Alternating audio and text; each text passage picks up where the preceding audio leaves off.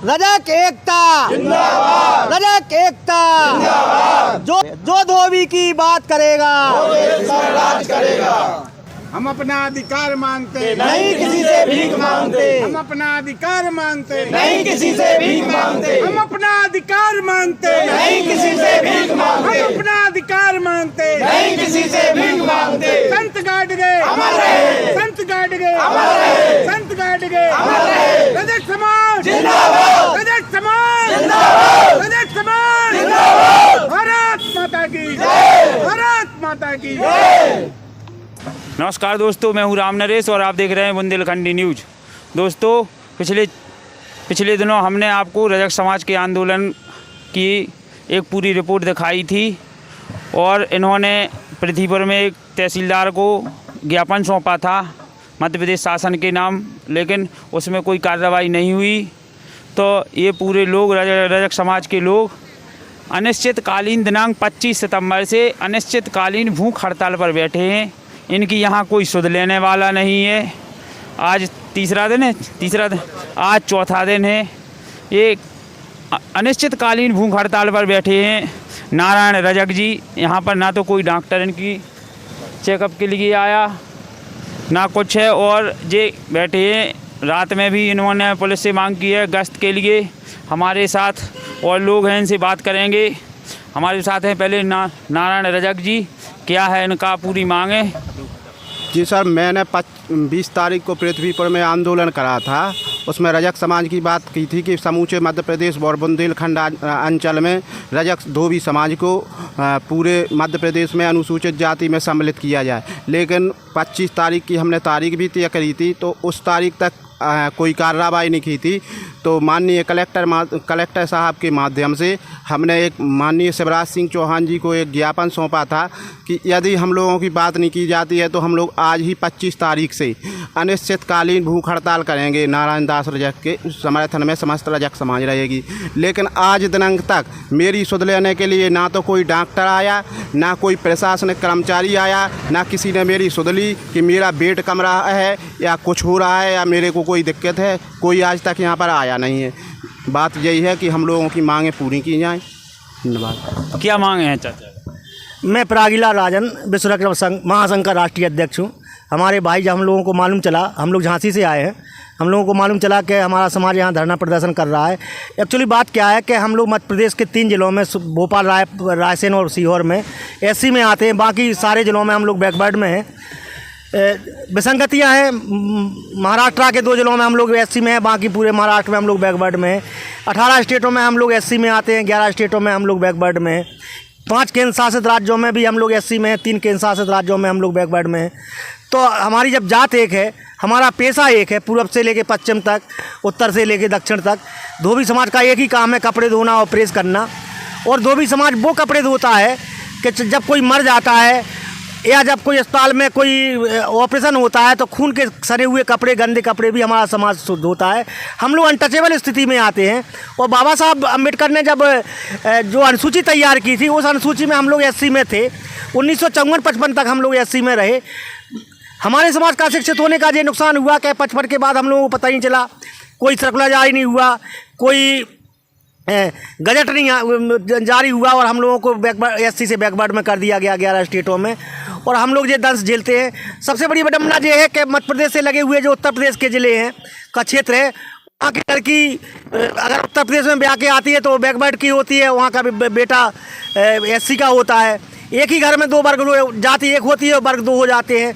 तो इस हमारी भारत सरकार से और मध्य प्रदेश सरकार से ये मांग है कि हमारी मांग को सुना जाए और हमें पूरे देश में एक ही कैटेगरी में लाया जाए। बैकवर्ड से हमें अनुसूचित जात में शामिल किया जाए, ताकि हम लोगों को शासन प्रशासन में हमारी जनसंख्या के हिसाब से हमें भागीदारी मिल सके। यही हमारी मांग है।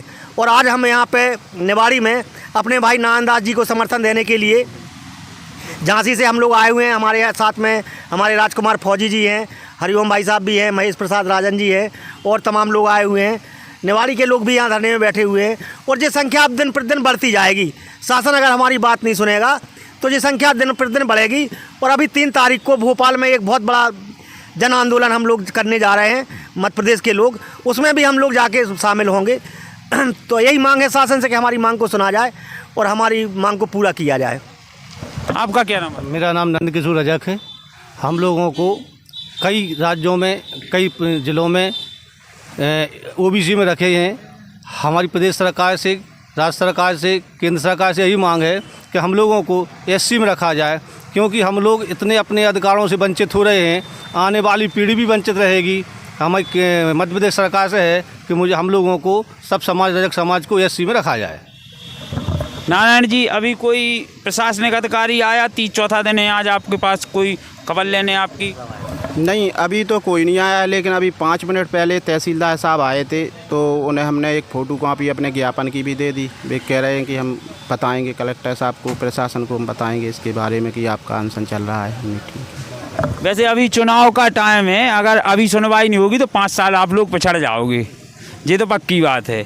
अभी जैसे सुनवाई नहीं हो रही तो आगे के लिए आप उन्होंने का क्या है? जब तक हम लोगों की मांगें पूरी नहीं हो गई, हम लोग अनिश्चितकालीन हड़ताल पर रहेंगे, धरना प्रदर्शन करते रहेंगे। अभी केवल हम लोग तहसील पेश पे हैं। आने वाले समय में पूरे प्रदेश, पूरे देश में हम लोग हड़ताल करेंगे, समूह समाज को इकट्ठा करके। अभी तो ये अंगड़ाई है, आगे और लड़ाई है। अभी तो ये अंगड़ाई है, आगे और लड़ाई है। रजक समाज जिंदाबाद, रजक समाज जिंदाबाद। जैसा आप देख रहे हैं यहाँ पर रजक समाज में काफ़ी जोश है और ये अपनी लड़ाई किसी मुकाम पर ले जाना चाहते हैं। इन लोगों का कहना है कि मध्य प्रदेश में ही अलग प्रकार का ऐसा है, जब 3 जिलों में ये अनुसूचित जाति में है और यहाँ पर बाकी के मध्य प्रदेश के ज़िलों में बैकवर्ड में है, तो ऐसा कैसे हो गया।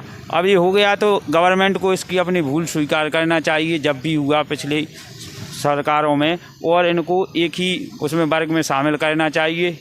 और ये नारायण रजक जी है, ये आज इनका 4था दिन है, भूख हड़ताल पर बैठे हैं। ये सामने ही तहसील है, इसी रोड से ब्लॉक है, तहसील है। ये मध्य प्रदेश का नया नवेला जिला निवाड़ी, यहीं से कलेक्टर साहब गुजरते हैं, लेकिन इन लोगों की मांगों को लेकर सब उदासीन है। मध्य प्रदेश शासन कोई सुनने वाला नहीं है और ये बेचारे बैठे हैं भूखे प्यासे, यहीं से सामने से निकल जाते हैं अधिकारी, लेकिन यहाँ इनकी कोई सुध लेने वाला नहीं है। अब आगे देखना है कि इनके अनशन में आगे चलकर क्या कहाँ पहुँचता है और क्या होता है। और नारायण जी, कोई जनप्रतिनिधि नहीं आया? नहीं, कोई जनप्रतिनिधि नहीं आया यहाँ पर। अभी जैसा कि आपको पता है कि चुनाव है, एक विधानसभा में कम से कम 25 विधायक रहते हैं जब तक आचार संहिता रहती है, फिर उसके बाद निर्वाचन के बाद एक हो जाता है, लेकिन कौन 25 लोगों में से कोई नहीं आया। ना मैं भाजपा की बात कर रहा, ना कांग्रेस की, ना सपा की, ना बीएसपी। किन के लोग आए? भाजपा के लोग आए। बीएसपी के कौन आया था? जिलाध्यक्ष जी आए थे, और जो वर्तमान में यहाँ से अवधेश राठौर जी मैदान में हैं वो भी आए थे। उन्होंने अपना पूरा समर्थन दिया है। उनका कहना है कि यदि हम इस सीट से या हमारी सत्ता में कई ज़िलों से अगर सीटें आती हैं तो हम आपका मुद्दा आगे ले जाएंगे और हो सकता है तो इसको पूरा भी किया जाएगा। जैसा कि भाई ने बताया कि केवल बीएसपी वाले आए और कोई जनप्रतिनिधि नहीं आया। वोट तो सबको चाहिए, लेकिन लोगों की मदद करने के लिए अब केवल फेसबुक पर और व्हाट्सएप पे ही लोगों की मदद होती है।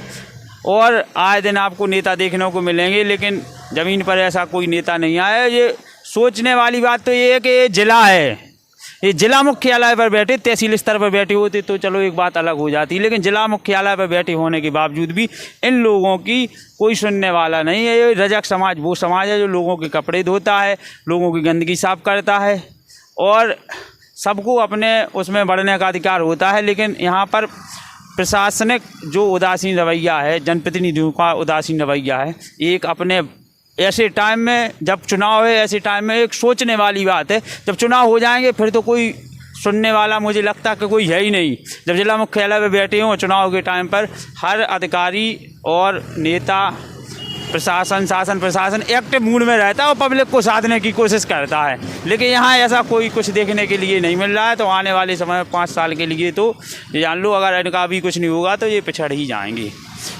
और कोई कुछ कहना चाहता है?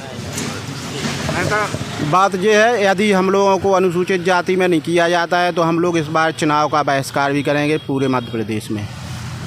मैं तो जी कहना चाहता हूँ कि अगर रजक समाज के साथ कोई अन्य न्याय नहीं हुआ तो रजक समाज चाहती है कि सारे 8-10 माने कपड़ों को धोना, प्रेस करना, ये भी बंद किया जाए, टोटल बंद किया जाए। चुनाव से भी बहिष्कार किया जाए। और हम यदि हमारी शासन नहीं सुनता है तो हम किसी भी प्रकार का मतदान नहीं करेंगे, किसी भी पार्टी का मतदान नहीं करेंगे। पूरे मध्य प्रदेश में हम रजक समाज किसी भी प्रकार के वोट नहीं देंगे और हम अपनी मांगों को मांग जब तक हमारी पूरी नहीं होती है हम इसको आगे तक लड़ते रहेंगे। वोट हमारा, राज तुम्हारा। नहीं चलेगा। मध्य प्रदेश के कितने जिलों में ये अनशन और ये चल रहा है आप लोगों का आंदोलन? अभी मध्य प्रदेश के सभी जिलों में चल रहा है लगभग। अभी टीकमगढ़ में भी 10 तारीख से अनशन चालू हुआ था, लेकिन वहाँ पर भी कोई नहीं आ रहा है। आते हैं और बस चले जाते हैं कोई जनप्रतिनिधि। और छतरपुर में भी अनशन चल रहा है और भोपाल में भी 3 तारीख को कार्यक्रम होना है। ग्वालियर में भी 3 तारीख को कार्यक्रम होने जा रहा है और छतरपुर और भिंड में। हाँ, वैसे तो पूरे मध्य प्रदेश में मुहिम चल रही है हम लोगों की। कुल मिलाकर पूरे मध्य प्रदेश में रजक समाज, उपजाति धोबी समाज एक्टिव मूड में है और शासन से आर पार की लड़ाई लड़ना चाहते हैं। अपने क्षेत्र और बुंदेलखंड की खबरों को देखने के लिए देखते रहिए बुंदेलखंडी न्यूज। मैं हूँ राम नरेश। नमस्कार।